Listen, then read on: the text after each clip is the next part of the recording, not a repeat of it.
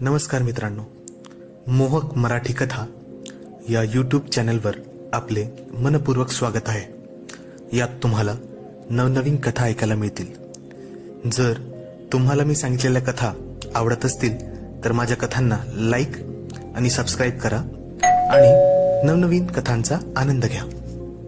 तर मित्रांनो, अतृप्तवाडा भाग 3 या कथेच्या तिसऱ्या भागात आपण पाहिले की दिव्या कशा पद्धतीने आपले डाव खेळायला लागली आणि आपल्या सासऱ्याला म्हणजेच भाऊसाहेब इनामदाराला आपल्या मुठीत घेण्यासाठी ती कोणती हद्द गाठते आणि कोणती हद्द गाठायची तिची तयारी आहे याची कल्पना आपल्याला आलीच। सोबत सोबत तिने प्रतापलाही आपल्या मुठीत घेण्याचा एक प्रयत्न केला होता। तर बघूया ही कथा आपल्याला पुढे कुठे घेऊन जाते। सुनबाई, मी जरा बाहेर जाऊन येतो, सायंकाळपर्यंत परत येईल। सदू काका आले तर माझे कपडे त्यांना धुवायला द्या। दिव्याला त्यांना जाताना पाहताना खूप आनंद वाटत होता। तिच्या चेहऱ्यावर हास्याची एक लकीर आली होती, कारण तिला दिसले होते की ते आज नशेत नव्हते आणि तिला लक्षात नव्हतं की यापूर्वी तिने कधी भाऊसाहेबांना वाड्याबाहेर जाताना पाहिलं होतं। याचाच विचार करत दिव्या भाऊसाहेबांच्या रूमवर आली आणि मगाशीच्या विखुरलेल्या वस्तू आपापल्या जागेवर ठेवायला लागली। घाणेरडे कपडे उचलून दुसऱ्या ठिकाणी ठेवले। तिची एक नजर बाथरूमकडे पडली आणि लाजेने तिची मान जवळपास खालीच झाली, कारण इथेच काही वेळ पहिले ती आपल्या सासऱ्यांना नाव घालण्याच्या बहाण्याने जवळपास त्यांना आपल्या बाहुपाशातच घेऊन होती। ती ओली चिंब भिजलेली। आता ती विचारातच होती तर तिला कार स्टार्ट व्हायचा आवाज आला। ती धावतच बाहेर आली। तिने पाहिलं प्रताप कार घेऊन निघून गेला होता। परत निघाला हा अय्याशी करायला। त्या कारला पाहत दिव्या मनातल्या मनात विचार करू लागली। सासऱ्याची रूम साफ होताच ती किचन मध्ये गेली। तिने जेवण बनवले आणि जेवणात तेवढ्यात तिच्या लक्षात आले की तिने सदू काकांना सांगितले होते की ती जेवत आहे। ती बाहेर येऊन त्यांची वाट पाहू लागली आणि अगदी थोड्या वेळातच सदू काका आले। घ्या सुनबाई, तुम्ही सांगितलेले सगळे पूजेचे सामान मी घेऊन आलोय, असे म्हणत सदू काकांनी सगळे सामान तिच्या समोर ठेवले। दिव्याने आता तिच्या उपास सोडण्याचे एक नाटक केले। जेवण करून आपल्या खोलीत आली। दुपारचा सूर्य जणू काही आगच बरसवत होता। यावर्षी पावसाचा एक टिपूस सुद्धा पडला नव्हता। ती सकाळपासून जागी होती। बिछाण्यावर पडताच तिचे डोळे लागले आणि ती आपल्या भूतकाळाच्या गोड स्वप्नात रंगायला लागली। रणजितच्या एका हातात दिव्याच्या साडीचा पदर होता, जो तो आपल्याकडे ओढत होता आणि दुसऱ्या बाजूला दिव्या तिची साडी वाचवण्याचा प्रयत्न करत होती आणि पूर्ण जोर लावत होती व रणजित पासून दूर पळत होती। जाऊ द्या ना, मला पूजा करायची आहे, तिने रणजितला म्हटले।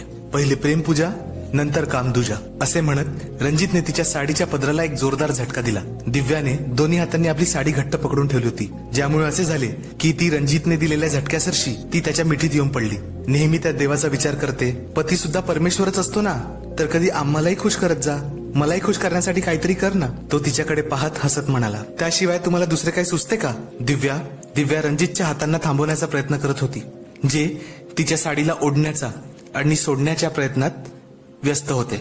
तुझ्यासारखी बायको असल्यावर खरंच मला दुसरे काही सुचेल का, असे म्हणत त्याने आपले हात पुढे सरसावले आणि एका झटक्यात तिची साडी पेटीकोट पासून बाहेर ओढली आणि दुसऱ्या क्षणी रणजितने तिला जवळ ओढले आणि तिच्या ओठावर आपले ओठ ठेवले आणि आपले हात तिच्या कमरेवरून खाली पृष्ठभागाकडे फिरवायला लागला। दिव्या त्याच्यासोबत अनर्थाची झटपट करायला लागली, कारण रणजितच्या शक्तीसमोर तिचा काही जोर चालणार होता। तो आपली मिठी आणखी घट्ट करत तिला आपल्या बाहुपाशात जवळपास दाबूनच तिच्या सर्वांगावर आपले हात फिरवत होता। प्लीज जाऊ द्या ना मला, दिव्या आजीजीने बोलत होती। नाही माझी प्रिये, जाऊ द्या ना, नाही, मन होऊन जाऊ द्या ना, रणजित बोलला आणि दिव्या त्याचे शब्द ऐकून एकदम ओशाळली। अरे देवा, एकतर तुमचं तोंड, वाटेल ते बळता तुम्ही, असे म्हणत दिव्याने आपल्या शरीरातील पूर्ण शक्ती लावली आणि रणजितच्या मिठीतून बाहेर आली। त्याच्यापासून सुटून ती पलटून दाराकडे येतच होती तर रणजितने तिला परत पकडले आणि तिला धक्का देऊन भिंतीला चिकटवून टाकले। तिच्या मागोमाग रणजितही मागे येऊन संपूर्ण शरीराच्या जोराने तिला भिंतीवर चिपकवू लागला आणि तिच्या गळ्यावर आपले ओठ ठेवून तिला खेळण्यासाठी तयार करू लागला। बळजबरी करून माझ्यावर अत्याचार करणार आहे का तुम्ही, असे दिव्या त्याला ठणकावून म्हणाली। पण तिच्या बोलण्याकडे लक्ष न देता तो आपल्या कामात व्यस्त होता। त्याने दिव्याला अशा पद्धतीने भिंतीला दाबून ठेवले होते की तिची इच्छा असून सुद्धा ती काहीच करू शकत नव्हती आणि थोड्याच वेळात त्याने तिला संपूर्ण मोकळे करून टाकले होते। तिला कळत नव्हते की काय करावे। ती अजून सुद्धा काही हालचाल करू शकत नव्हती. ती आताच आंघोळ करून पूजा करायसाठी तयार झाली होती आणि रणजितने हे सगळे सुरू केले होते. आता तिला परत आंघोळ करावी लागेल याचाच विचार करून तिला खूप राग येत होता. रणजित आपल्या पुढच्या पवित्र्यात आला. इच्छा नसून सुद्धा त्याला साथ देण्याशिवाय काहीच पर्याय नव्हता आणि ती सुद्धा अनिच्छेने आता तयार होऊन त्याच्या पुढ्यात वाकली. तेवढ्यात दिव्या दिव्या दिव्या ए दिव्या. बाहेर बंद दरवाजावर तिची सासू शांतीदेवीचा आवाज येत होता. शांतीदेवी पुढे बोलल्या, बेटा पूजेची वेळ झाली आहे, दरवाजा उघड. रणजितची पकड तिच्यावरची सैल झाली. तिने या संधीचा फायदा घेत उचलून पटापट आपले अस्ताव्यस्त झालेले कपडे ठीक केले. त्याच्या चेहऱ्यावर चिडचिड अगदी स्पष्टपणे दिसत होती, कारण त्याचा भ्रम निराश झाला होता. त्याच्याकडे पाहून दिव्याच्या तोंडूत आपसुकच हसू बाहेर पडले आणि तेवढ्यात परत दरवाजावर सुनबाई सुनबाई असा आवाज होऊन दरवाजाची ठकठक तिला परत ऐकू आली. सुनबाई सुनबाई यासोबत दिव्याची झोप उडाली. तर बाहेर सदू काका होते. काय झाले? मोठे मालक तुम्हाला बोलवत आहे, सदू काकांचा आवाज आला. ठीक आहे, मी लगेच येते असे म्हणत दिव्या आपल्या बिछाण्यावरून उठली. स्वप्नातून ती वास्तवात आली होती आणि रणजित तिच्या डोळ्यासमोरून नाहीसा झाला होता. तिचे लक्ष अजूनही आपल्या त्या स्वप्नांकडे होते. रणजित सोबत तिची ती शेवटची भेट होती. त्यानंतर रणजित जो गेला तो जिवंत परत आलाच नाही. दामिनीच्या मोठ्या मोठ्या डोळ्यातून अश्रू बाहेर यायला लागले. जितके दिवस ती रणजितची बायको म्हणून राहिली तेव्हाचे हेच स्वप्न तिला नेहमी नेहमी पडत असायचे. तो नेहमीच तिच्याजवळ येण्याचा प्रयत्न करत होता आणि दिव्या मात्र नेहमीच आडकाठी करत होती. तिच्यासाठी शरीराचे सुख म्हणजे रणजितने जर जास्त जिद्द केली तर आपले पाय उघडे करून झोपून जायचे, बस, त्याशिवाय दुसरे काहीच नाही. पण रणजितने तिला कधीच वाईट वागणूक दिली नव्हती. तो नेहमी सारखाच त्याच्या शेवटापर्यंत तिच्यावर प्रेमच करत राहिला. त्याने कधीच बिछाण्यावर सुद्धा तिच्यासोबत खूप जिद्द केली नाही. तो तिला नेहमीच वेगवेगळ्या प्रकारच्या सुखाची मागणी करत राहायचा, पण दिव्याने नकार दिल्यावर तो थांबून जायचा. त्याने कधीच बळजबरी केली नाही. ती जड पावलाने आपल्या नवऱ्याच्या फोटोजवळ आली आणि आपल्या डोळ्यातील अश्रू आपल्या बोटांनी पुसत त्याच्या फोटोवर हात फिरवत त्याच्या फोटोसोबत बोलायला लागली. तुम्ही काळजी करू नका, जो कोणी तुमच्या मृत्यूला कारणीभूत आहे तो आता जास्त दिवस जिवंत राहू शकणार नाही. तिने अगदी भरलेल्या अंतःकरणाने फोटोतल्या नवऱ्याला ते सांगितले. जिवंत असेपर्यंत मी माझ्या नवऱ्याला काही सुख दिले नाही आणि आता बघा मी माझ्या सासऱ्यांसोबत काय काय करते आहे. काय परीक्षा बघतो रे माझी देवा. असंच मनाशी विचार करून ती खाली उतरू लागली. सदू काका यावेळी सगळे काम संपवून वाड्याच्या बाहेरच्या खोलीत चालला गेला होता. आता वाड्यात फक्त दिव्या आणि भाऊसाहेब इनामदार दोघेच जण होते. ती दिवाणखान्यात आली तर भाऊसाहेब दिवाणखान्यात बसून तिची वाटच पाहत होते. या सुनबाई बसा. भाऊसाहेबांनी जवळ असलेल्या खुर्चीवर तिला बसायचा इशारा केला आणि तिला म्हणू लागले, एक गोष्ट सांगा सुनबाई, तुम्ही शेवटी नवीन कपडे कधी घेतले होते? सासऱ्यांनी विचारल्यामुळे दिव्याच्या लक्षात आले की मागच्या 10 वर्षापासून तिने एकही नवीन कपड्याची खरेदी केली नव्हती. रणजितनेच तिला शेवटचा कपडा कधीतरी आणून दिला होता. जी बाबासाहेब लक्षात नाही आणि कधी तशी गरजही पडली नाही. आमच्याजवळ पहिलेपासूनच इतके सारे कपडे आहे जे आम्ही कधी घातलेच नाही आणि तसे आता पांढरी साडी घालायची आहे तर नवीन कपडे खरेदी करून काय करायचे? दिव्या बोलू लागली, यानंतर असे काही होणार नाही. यापुढे तुम्हाला पांढरी साडी घालायची काही गरज नाही. रणजित गेला म्हणून तुमचे आयुष्य संपले असे आम्हाला वाटत नाही. आम्ही तुमच्यासाठी काही कपडे आणले आहे, हे घेऊन जा आणि उद्यापासून हेच कपडे घाला. भाऊसाहेब समोरच ठेवलेल्या कपड्यांच्या थैलीकडे इशारा करत तिला सांगू लागले. पण लोक काय म्हणतील? दिव्या थोडी चाचपडतच बोलली. त्याची चिंता तुम्ही करू नका. तसेही आता कोण येतो वाड्यात? या वाड्यात आता फक्त तुम्ही आणि मीच आहे. तुम्ही हे कपडे घेऊन जा. भाऊसाहेबांनी अशा काही आवाजात हे सगळे बोलले होते जणू त्यांनी एखादा निर्णयच घेऊन टाकला होता. याचा अर्थ साफ होता की दिव्या यावर काहीच बोलू शकणार नाही आणि तिला आपल्या सासऱ्याचे म्हणणे ऐकावेच लागणार होते. ती पुढे आली. तिने कपडे उचलले. तेवढ्यात भाऊसाहेब परत बोलले, आणखी एक गोष्ट, तुम्हाला घरात पदराने चेहरा झाकायची गरज नाही.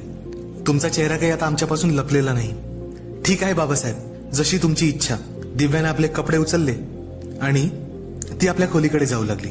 जाता जाता ती भाऊसाहेबांना बोलली, तोपर्यंत तुम्ही कपडे बदलून या बाबासाहेब, मी तुमच्यासाठी जेवण वाढायची व्यवस्था करते. दिव्या कपडे घेऊन आपल्या खोलीत आली आणि एक एक करत ते सर्व कपडे पाहू लागली. सर्व कपडे रंगीबिरंगी होते. ब्लाऊज तर लोनेक होते आणि जास्तीत जास्त ट्रान्सपरंट होते. 1-2 ब्लाऊज तर बॅकलेस होते.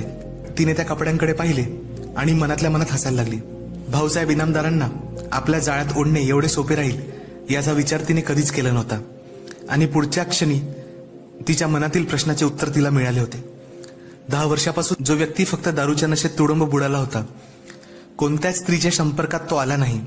जेव्हा एक तरुण स्त्री स्वतः त्याच्या जवळ आली तर सून किंवा मुलगी असा काहीच फरक कुणाच्या मनात कुठे येतो किंवा नात्यांचा विचार कुठे येतो. समोर दिसते ते फक्त एक तरुण शरीर आणि तिची स्वतःची स्थिती सुद्धा यापासून काही वेगळी थोडीच होती. ती सुद्धा उत्तेजित होत होती. तिचेही शरीर तापत होते. तिलाही 10 वर्षापासून एका पुरुषाच्या शरीराची गरज होती. पटापट ते सगळे कपडे कबडमध्ये ठेवले आणि खाली आली. भाऊसाहेब जेवणाच्या टेबलवर तिची वाटच पाहत होते. ती किचनमध्ये गेली आणि जेवण टेबलवर आणून ठेवायला लागली. असे करताना बऱ्याचदा ती भाऊसाहेबांच्या अगदी जवळ येऊन गेली. तिने बऱ्याचदा असा अनुभव घेतला होता की भाऊसाहेब कधी ट्रान्सपरंट साडीमधून तिच्या उघड्या दिसणाऱ्या पोटाकडे बघतायत तर कधी तिच्या चोळीकडे हलकेच बघून घेत आहे. तिने हळूच जेवण लावले आणि ती त्यांच्या समोर येऊन बसली. जेवण तर खूप चांगले बनवून घेता तुम्ही सुनबाई, भाऊसाहेब तिला म्हणाले. धन्यवाद बाबासाहेब. तिच्या सासऱ्याने सांगितल्याप्रमाणे तिचा चेहऱ्यावरचा पदर तिने दूर केला होता.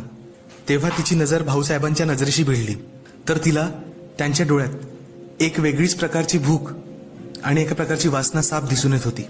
आम्ही जे कपडे आणले आहे ते तुम्ही घातले नाही? जी बाबासाहेब, उद्या घालेल. आता जेवण लावायचे होते म्हणून मी तसेच आले. दिव्या परत उठून भाऊसाहेबांना जेवण वाढायला लागली.